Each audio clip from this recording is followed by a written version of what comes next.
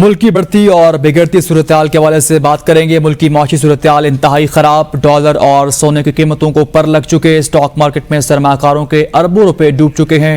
इस हवाले से मजीद इस रिपोर्ट में देखिए।